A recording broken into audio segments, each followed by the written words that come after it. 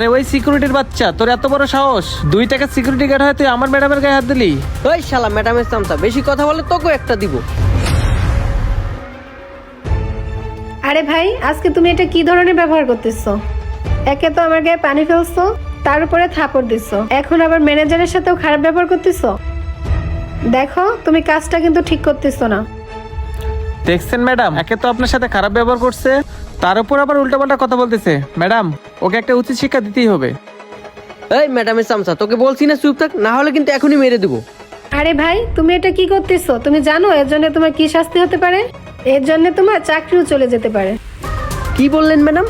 আমাকে চাকরি থেকে বের করে দেবেন? শোনেন ম্যাডাম, আমি চাকরির কোনো পরোয়া করি না। আমি যে গেটে দাঁড়াবো সে গেটেই আমার চাকরি হবে। শোনেন ম্যাডাম, ওকে বুঝে কোনো লাভ নেই। আপনি ওকে আমার হাতে ছেড়ে দেন, আমি ওর একটা ব্যবস্থা নিচ্ছি। হ্যাঁ ম্যানেজার সাহেব, তুমি ঠিকই বলছো। তুমি এখনই ওকে পুলিশে দেওয়ার